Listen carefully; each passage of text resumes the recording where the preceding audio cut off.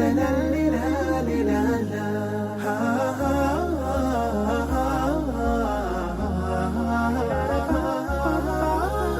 كتاب الله قلبي صار حي، وبحياتي صار لي ظل وفاي، ويوم عادت نفسي وروحي ليه عادت أيامي وأحلامي إلي. في كتاب الله قلبي صار حي، وبحياتي صار لي ظل وفاي، ويوم عادت نفسي وروحي ليه عادت في كتاب الله قلبي صار حي. بسم الله الرحمن الرحیم. اللهم صل علی محمد وعلى آل محمد كما صليت على إبراهيم وعلى آل إبراهيم إنك حميد مجيد وبارك على محمد وعلى آل محمد كما باركت على إبراهيم وعلى آل إبراهيم إنك حميد مجيد. عرض سلام دارم و ادب و احترام خدمت همه شما خوبان و سروران. در یکی دیگر از برنامه‌های مثال‌های قرآنی در خدمت شما خوبان و سروران هستیم با مثال دیگر از مثال‌های کلام الله متعال. الله متعال در قرآن پاکش برای ما مثال‌های زیادی زده. از جمله این مثال‌هایی است که برای مؤمنان بیان کرده به عنوان الگو و قدوه و پیشوا و راهنما. در پایان سوره مبارکه تحریم الله متعال برای ما چند مثال میزنه. یکی از این مثالها برای کافران است و کسانی که خودشون آدمهای خوبی نیستن اما فکر میکنن چون نسبت دار یک انسان صالح و خوب هستن، رابطه خویشاوندی دارن، رابطه نسبی و قرابت دارن، رابطه استاد شاگردی و پیر و مریدی دارن و یا هر رابطه دیگری که گمان میکنن این رابطه به نفع اونها خواهد بود. برای ما مثال میزنه حکایت زن نوح و لوط علیهم السلام رو. الله متعال بعد از اینکه اونها رو برای ما مثال میزنه در سوره مبارکه تحریم، بعد از اینکه بیان میکنه که این رابطه ها اگر به درد میخورد باید زن نوح و لوط رابطه همسری با پیامبران بزرگوار الهی به دردشون میخورد، برای مؤمنان مثال میزنه باز نمونه هایی رو.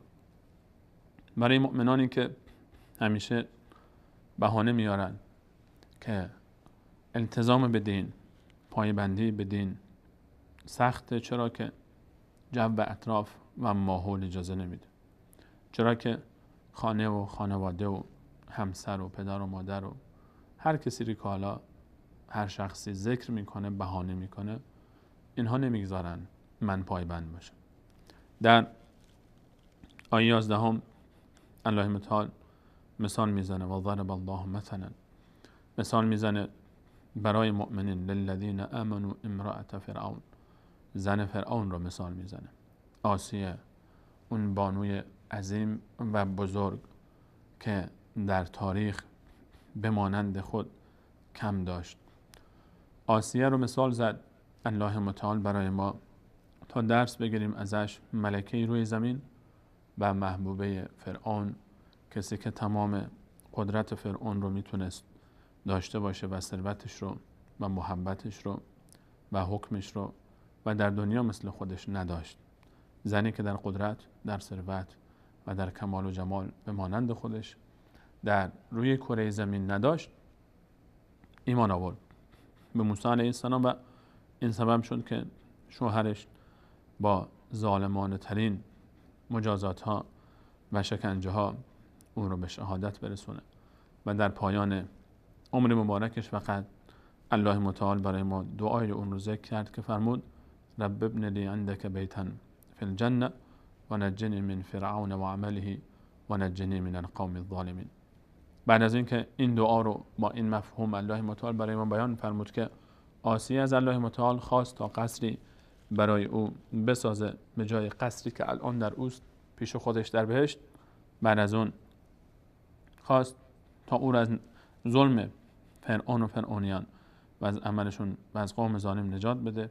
و الله متعال هم قبل از اینکه جان مبارکش رو از پیکر اطهرش خارج بکنه، جای او رو و قصرش رو در بهشت به او نشان داد و او رو از دست ظلم فرعون و عمل فرعون و ظالمان نجات بخشید و به بهشت فردوس نزد خودش برد. بعد از اون در آیه 12 الله متعال باز مثال میزنه و مریم بنت عمران ابنت عمران و مریم ابنت عمران. مریم بنت عمران رو الله متعال مثال میزنه. واو اینجا واو عطف است. وقتی که الله متعال فرمود که و ضرب الله مثلا و الله متعال مثالی زده و در آیه قبل للذین آمنوا برای مؤمنان زن فرعون رو مثال زد، در این آیه 12 هم وقتی که واو ذکر میشه یعنی و ضرب الله مثلا. و همچنین الله متعال مثال زده للذین آمنوا برای کسانی که ایمان آوردن مریم ابنت عمران، مریم دختر عمران رو. الله متعال برای مؤمنان دختری رو، بانویی که ازدواج نکرد، مثال میزنه تا ما از او یاد بگیریم. وصفه برای مؤمنینه، الگو برای مؤمنینه. مؤمنان باید اینطوری باشن، باید مثل مریم باشن. مریم بانوی با عظمتی که در طول تاریخ بشر به مانند خود نداشت. مریم تنها بانویی که نام مبارکش در قرآن کریم ذکر شده. از بین بانوان دنیا و عالم یک نفر نامش در قرآن ذکر شده و اون هم مریم هست. مریم اون بانوی بزرگواری که در قرآن کریم حدود 30 مرتبه نام مبارکش ذکر میشه. یک زن 30 مرتبه در قرآن، حدود 30 مرتبه نامش در قرآن کریم ذکر میشه. بلکه بیشتر از این، سوره با 98 آیه، سوره بزرگی مزین میشه و مسما میشه به نام مریم. مریم این افتخار رو داشت که الله متعال برای او سوره در قرآن کریم اختصاص بده به نامش، سوره مریم. مریم مادر عیسی، مریم کسی که فرزندی داشت به نام عیسی علیه السلام از پیامبران اولوالعزم. مریم اون زنی که بدون اینکه شوهری داشته باشه صاحب فرزند شد و معجزه الله متعال عیسی علیه السلام از ایشون متولد شد. مریم بنت عمران، عمران همون کسی که سوره آل عمران از خاندان او سخن میگه. سوره آل عمران، آل عمران است، خانواده عمران، پدر مریم، مریم و پدرش عمران، مریم بنت عمران. سوره‌ای به نام مریم و سوره‌ای به نام پدر مریم و خاندان مریم، آل عمران در قرآن کریم. مریم اون کسی که الله متعال از مادرش به خوبی و به نیکی یاد میکنه. اون لحظه که میفرماد اذ قالت امرأة عمران رب انی نذرت لك ما فی بطنی محررا فتقبل منی انک انت السمیع العلیم. پروردگار من آنچه که در شکم دارم رو، اون موقعی که حامله بود، برای مریم او رو برای تو نذر میکنم. گمان میکرد پسری است، فکر میکرد این حمل و این بچه‌ای که در شکم هست پسر خواهد بود و دوست داشت که این فرزند نذر بشه و او رو در خدمت عبادتگاه بگذاره و در خدمت الله متعال وقف کنه او رو. اما وقتی به دنیا اومد دید دختره و گفت که رب انی وضعتها انثى، من صاحب دختری شدم بار الله، اما این رو من نامش رو و انی سمیتها مریم، من نامش رو مریم میگذارم و انی اعیذها بک و ذریتها من الشیطان الرجیم، و من این بانو رو، این دختر رو از شیطان به تو پناه میدم و از تو پناه میخوام برای این فرزندم و دخترم مریم و نسلش و او رو به تو میسپارم و از دست شیطان در امان نگهدار. این بانو مریم نام داره. مریم بنت عمران. مادر مریم الگوست، پدر مریم الگوست.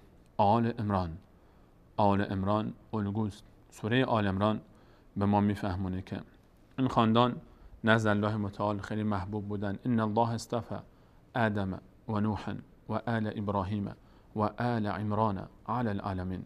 الله متعال برگزید آدم و نوح و آل ابراهیم و آل عمران رو بر تمام جهانیان علیهم الصلاة و السلام.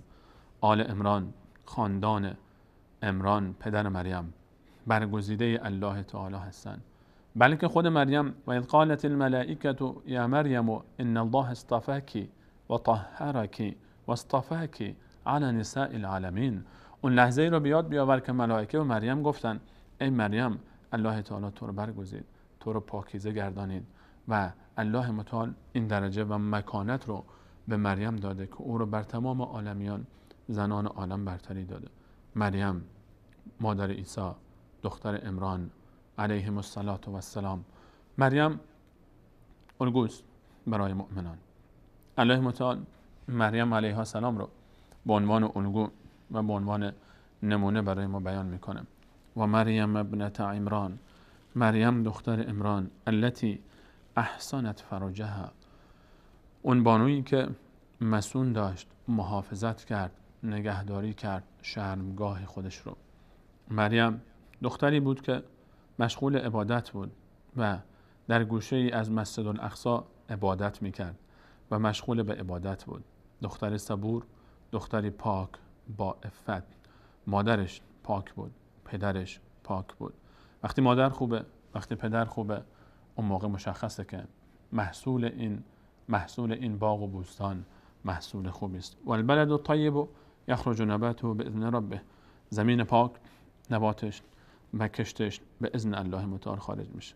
پدر خوب، مادر خوب، فرزند میشه. مریم مادر برای فرزندش دعا میکنه. اگر میخواید فرزندی مثل مریم داشته باشی باید خودت عمران باشی. اگر میخواید مادر مریم بشی باید خودت هم مثل زن عمران باشی.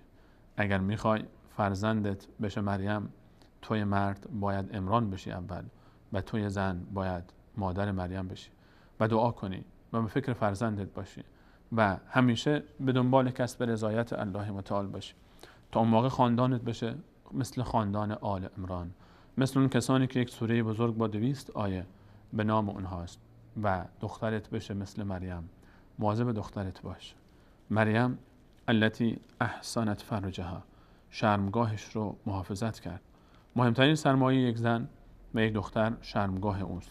مواظبش باش، مواظب دخترت باش، مواظب فرزندت باش، مواظب پسرت باش. توی دختر، تو اگه میخوای مریم باشی، توی مؤمن اگر میخوای مریم باشی، مواظب شرمگاه خودت باش. شرمگاه خودت رو محافظت کن، مواظب باش. وقتی که میری بیرون مواظب چشمانت باش. وقتی که میری بیرون مواظب حجابت باش. وقتی که میری بیرون مواظب نگاهت و رفتارت با دیگران باش. از صحبت‌های بیجا، از شوخی‌های بیجا، از خنده‌های بیجا، از تماس و ارتباط با نامحرم و خلوت کردن با نامحرم، از درد و دل کردن با نامحرم، از قرار ملاقات گذاشتن با نامحرم، نعوذ بالله، از رابطه ناسالم با نامحرم خودت رو دور کن.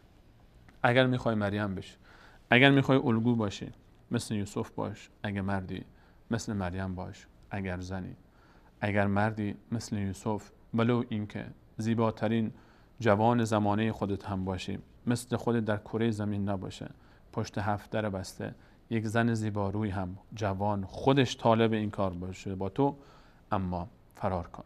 ولو اینکه در قفله، بهونه نکن درها بسته بود، بهونه نکن گیر کردم، بهونه نکن شیطون منو وسوسه کرد، بهونه نکن که این زن جنون مرگ شده منو فریب داد. نه، فرار کن. تو میدون خالی کن، الله تعالی درهای بسته رو بروت باز میکن. تو بهونه نداری. تا وقتی که یوسفی الگوی توست، ای مرد مؤمن، ای دختر مسلمان، ای دختر مؤمن، تا وقتی الگوی تو به مانند مریم هست، مریمی رو میشناسی، هیچ بهونه‌ای برات وجود نداره که بخوای عفتت رو، که بخوای بزرگترین سرمایه زندگیت رو به آسانی بفروشی به بهانه این که نشد به بهانه این که شوهرم منو نفهمید، من مجبور شدم برم با کسی دیگه ای رابطه داشته باشم، شوهرم منو نمیخواد. خائن نباش، خیانت نکن، جنایت نکن. به بهانه این که من میخوام شوهر پیدا کنم نرو با یک بیگانه رابطه برقرار نکن، خلوت نکن، درد دل نکن، نگو، دل نده قلبه نگیر، نرو دوست پسر انتخاب نکن، نرو رابطه اخلاقی خودت رو فاسد نکن، ایمانت رو نفروش، نرو. مثل مریم باش، محافظت کن خودت رو. مثل مریم باش، کنترل کن خودت رو. جبرائیل علیه السلام بر او وارد شد. فارسلنا الیها روحنا فتمثل لها بشرا سویا. یاد بگیر از این مرد، یاد بگیر ای مرد از این زن، و ای زن از این زن، از این بانو یاد بگیر. یک بانوی، دختر جوانی صاحب کمال و جمال، در گوشه مشغول عبادت در مسجد الاقصی، مردی جوان زیبارو بر او وارد میشه. فارسلنا الیها روحنا فتمثل لها بشرا سویا. جبرائیل علیه السلام به شکل انسانی وارد میشه، میاد در پیش این خیمگاه. چیکار کرد مریم؟ بلند شد سلام کرد، بلند شد تحویل گرفت، خندید، شماره تلفن بهش داد، پیامک بهش فرستاد، قرار ملاقات باش گذاشت، خلوت کرد باش، درد دل کرد باش، خوشش اومد از این جوان؟ نه. قالت انی اعوذ بالرحمن منک ان کنت تقیا. نه سلام کرد، نه خندید، مستقیم یک مرد بیگانه وارد شده بر حریم خصوصی یک بانو. این بانوی عفت، این عفت اینه، به این میگن عفت، به این میگن محافظت از شرمگاه، به این میگن حجب و حیا، به این میگن اون چیزی که اسلام میخواد از یک دختر مسلمان، به این میگن عفت. این مطلوب. یک جوان زیبارو اومد. جبرائیل علیه السلام در جا همین که وارد شد هیچی نگفت، در جا گفت من پناه میبرم به الله متعال از دست تو، اگر تو انسان پاکی هستی، اگر تو مرد پاکی هستی. برای چی اومدی داخل شدی؟ به چه بهانه‌ای؟ اما ما چی کار میکنیم؟ اما دختران جامعه ما، اما توی دختر مسلمان پیرو مریم، آیا به مانند مریم هستی؟ آیا مثل مریم هستی؟ قضاوت با خودت، مواظب باش. اگر میخوای مریم بشی، وزن پیدا کنی، سوره‌ای در قرآن به نام مریم بیهوده نیامد، سوره‌ای به نام یوسف بیهوده نبود. اینها ارزش داشتن، اینها خاندانی به نام آل عمران، سوره‌ای به اسم آل عمران، خاندان مریم بیهوده در قرآن ذکر نمیشه که. اینها زحمت میخواد، اینها ایمان میخواد، اینها تلاش میخواد. اگر میخوای مثل مریم باشی باید با وقایع اینطوری برخورد کنی. در جا اومد و گفت پناه میبرم به تو. جبرائیل علیه السلام فرمود که من از طرف الله متعال آمدم تا به تو فرزندی بدم. در او دمید، صاحب فرزندی شد، راضی شد به رضای الله متعال. یک دختر مجرد بدون شوهر الان حامله شد. به فضل الله تعالی و به خواست الله متعال و به معجزه الهی صاحب فرزند شد. یک آزمایش خیلی سخت، یک آزمایش خیلی تلخ و یک آزمایش بسیار جانکاه. الان حامله شده و الان جواب قوم رو چی بده؟ اما از اونجایی که به الله خودش ایمان داره، تحمل میکنه، صبر میکنه. درسته سخته، زندگی مشکلات داره، زندگی سختی ها داره، به هر حال وسوسه شیطان هست، مشکلات زندگی هست، حرف مردم هست، زبان این اون رو نمیشه بست. باید تحمل کرد، باید تحمل کرد، مثل مریم علیها السلام، تا جایی رسید که فرمود یا لیتنی مت قبل هذا و کنت نسیا منسیا. کاش قبل از این مرده بودم و به نام من اصلا فراموش شده بود. به اینجا هم میرسه انسان. ولی مریم هم اینطور نبود که سختی تحمل نکنه. مریم هم میشد توی دختر مسلمان، اگر سن ازدواجت بالا رفت، اگر شوهرت باد خوش رفتار نیست، اگر شوهرت فوت کرد، اگر طلاقت داد، اگر هر مشکلی در زندگی برات ایجاد شد، فراموش نکن که مریم هم به جایی رسید که گفت یا لیتنی مت قبل هذا و کنت نسیا منسیا. کاش میمردم قبل از این و فراموش میشدم برای همیشه. اما چیکار کرد؟ اما صبر کرد، اما استقامت کرد، اما به الله متعال ایمان داشت، اما تحمل کرد. رفت، فرزندش به دنیا اومد، به دست گرفت و رفت. قوم متهمش کردن یا اخت هارون ما کان ابوک امرأ سوء و ما کانت امک بغیه. ای خواهر هارون، برادری به اسم هارون داشت، تو که پدرت خوب، مادرت خوب، تو از کجا آوردی این بچه رو؟ همون موقعی که وقتی بشارت بچه بود داد، جبرائیل علیه السلام تعجب کرد. ان یکون لی ولد ولم یمسسنی بشر. من چطور صاحب فرزند میشم در حالی که همسری نداشتم؟ ولم اکو بغیا، من بدکاره هم نبودم. قال کذلک، این دستور الله تعالی است. الله متعال وقتی که اراده بکنه فقط بگه کن انجام شو، انجام میشه. صبر کرد، استقامت کرد، تحمل کرد. قوم یک طفل در بغل دختری که شوهر نداره، طفلی در بغل داره آورده، متهم میشه. اما صبر کرد. صبرش، استقامتش، عبادتش، اخلاصش، نتیجهش این شد که عیسی علیه السلام در گهواره از مادرش دفاع کرد. انسان احیانا در زندگی متهم میشه. انسان صادق، انسان با عفت، با کرامت، با نجابت، اما اگر به خاطر الله متعال صبر کنه، استقامت بکنه، رفتارش درست باشه، از کوره در نره، الله متعال حتما کمکش میکنه. حتما برای اینکه طفلی رو در گهواره به زبان بیاره از او دفاع میکنه. الله متعال کسانی که عفتشون زیر سوال میره و مورد تهمت قرار میگیرن رو دفاع میکنه. یوسف علیه السلام، مریم علیه السلام و ام المؤمنین عایشه رضی الله عنها. این سه بزرگوار در قرآن کریم حکایت های دفاع الله متعال از عفت اونها زبان زده است. اگر مثل مریم باشه الله متعال، انسان مثل مریم زندگی بکنه، مثل مریم باشه، الله متعال از او حمایت میکنه و دفاع میکنه. و مریم ابنة عمران التي احصنت فرجها فنفخنا فیه من روحنا. من الله با عظمت این بانوی با عفت رو که حفظ کرده بود فرجش رو، در او دمیدم از روح خود، روحی از طرف خود، و شد عیسی علیه السلام، عیسی روح الله. عیسی به دنیا آمد. مریمی که وقتی که کلما دخل علیها زکریا المحراب وجد عندها رزقا، قبل از جریان تولد عیسی علیه السلام، هر وقت خواهرش زکریا پدر یحیی، شوهر خواهر مریم، زکریا پدر یحیی علیه السلام، شوهر خواهر مریم، هر وقتی که کفالتش رو چون به عهده گرفته بود وارد میشد، میدید غذاها و طعامها و میوه‌هایی در غیر فصل برای او آورده شده. از کرامات مریم علیه السلام این بود، از کراماتش بود که الله متعال به اون میوه‌هایی در غیر فصل میداد، همونطور که فرزندی در غیر حالت طبیعی به او داد بدون پدر. و الله متعال این بانوی بزرگوار رو گرامی داشت. مریم، الله متعال میفرماید فنفخنا فیه من روحنا، از روح خود در او دمیدم. و عیسی به دنیا آمد، عیسی روح الله. و صدقت بکلمات ربها، تایید کرد کلام پروردگارش رو، اوامرش رو، اطاعت کرد. و کتبه، و ایمان داشت به کتابهای آسمانی. و کانت من القانتین، از جمله عبادتگزاران بود. مریم عبادتگزار بود، مطیع بود، فرمان بردار بود، عبادت میکرد. مهمترین وظیفه یک زن، مهمترین وظیفه یک مرد، مهمترین وظیفه یک انسان مسلمان عبادت الله تعالی است، فرمان برداری از الله تعالی است.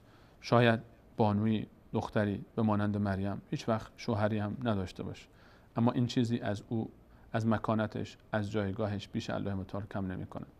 و این مکانت و جایگاه با عبادت به دست میاد، با تقوا به دست میاد، با حفظ شرمگاه و حجب و عفت و حیا به دست میاد، با ایمان به وعده های الله متعال و کتاب های آسمانی به دست میاد. این صفاتی که در این آیه برای مریم علیه السلام ذکر شده، اینها مهمترین صفاتی است که او رو به این جایگاه رسونده، که الگو شده برای یک بانویی که ازدواج نکرده، الگو میشه برای کل امت، یک بانویی که ازدواج نکرده. و عجیبه که الله متعال در این دو مثالی که قبل از این بود، زن فرعون آسیه، بانوی عظیم تاریخ بشر، و مریم علیه السلام، این دو نفر هر دوتاشون، آسیه زن فرعونه، شوهری داره که ظالمترین شوهر تاریخ، کافرترین تاریخ، بدنامترین مرد تاریخ فرعون، اما این زن با این وجود الگو میشه برای تمام مؤمنین و مؤمنات. و دختری به مانند مریم که شوهری هم نداره، با عبادتش، با تقواش، با عفتش، با حجب و حیاش الگو میشه برای تمام زنان تاریخ و زنان بشر و بلکه مردان تاریخ و بشر. دو نمونه الله متعال ذکر میکنه تا هیچ حجت و بهانه‌ای برای ما نباشه. اگه شوهرت بده، اگه شوهر نداری، توی زن در بدترین شرایط میتونی که الگو بشی برای همه مردهای تاریخ. اگر بخوای از خودت شروع بکنی، و اگر سرمایه وجودی خودت رو درک کنی، اگر برگردی به خودت، اگر تا به حال هر چی داشتی توبه کن، بازگرد. الله متعال با این مثال ها به ما میخواد بفهمونه که ای مرد، ای زن مسلمان، هر چی بودی گذشت، توبه کن، برگرد یاد بگیر از مریم. سعی کن مریم وار زندگی کنی، آسیه وار زندگی کنی. اینطور نباشه که مثل زن نوح و زن لوط بشی. اگه مثل اونها شدی، به والله نه نوح به دردت میخوره و نه لوط به دردت میخوره و نه پیغمبر دیگری. اینا که همسرانشون بودن به دردشون نخوردن. تو که همسر پیغمبری هم نیستی، همسر امام بزرگوار اولیای الله تعالی هم شاید نباشی. اون موقع هیچ چیزی به دردت نمیخوره جز عبادتت، جز تقوات، جز عفتت، جز ایمانت به وعده های الله متعال و کتاب های آسمانی. درباره مریم علیها السلام هر چقدر سخن بگیم باز هم حق مطلب ادا نمیشه. وقتی که یک سوره 98 آیه به نام مریم هست، وقتی که سوره با 200 آیه به نام خاندان مریم آل عمران هست، باز هم در یک برنامه چند دقیقه‌ای چه میشه گفت؟ اما به هر حال آب دریا گر نتوان کشید، هم به قدر تشنگی باید چشید. به همین قدر بسنده میکنیم درباره این بانوی عظیم به خاطر ضیق وقت، اما بقیه مطالعه درباره زندگی این شخصیت‌های عظیم با عهده من و شماست تا بشینیم فکر بکنیم درباره مریم، چطور مریم شد، آسیه چطور آسیه شد، و زن فرعون و زن لوط و زن نوح با وجود اینکه در خاندان نبوت بودن چطور به دوزخ رفتن و به جهنم رفتن، و این دو بزرگوار با وجود اینکه در شرایط سختی بودن چطور به درجه رسیدن که رسول صلی الله علیه و سلم فرمود کمال من الرجال کثیر، از مردها خیلی ها به کمال رسیدن اما از زنها فقط چند نفر به کمال رسیدن. آسیه امرأت فرعون و مریم بنت عمران و خدیجه بنت خویلد و فاطمه بنت محمد و فضل عائشه علی سایر النساء که فضل الثرید علی سایر الطعام. امیدواریم که الله متعال ما و شما رو رهروانی حقیقی برای این بزرگواران بگرداند. از اینکه تا این لحظه برنامه خودتون رو یاری کردید تشکر و سپاس دارم و تا برنامه بعد همه شما عزیزان رو به الله متعال می سپارم. الله یار و نگهدار شما.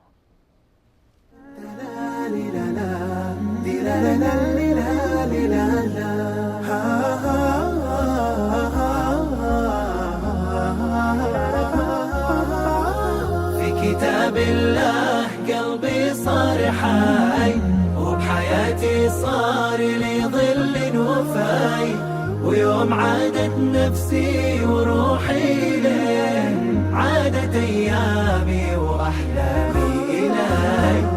في كتاب الله قلبي صار حي وبحياتي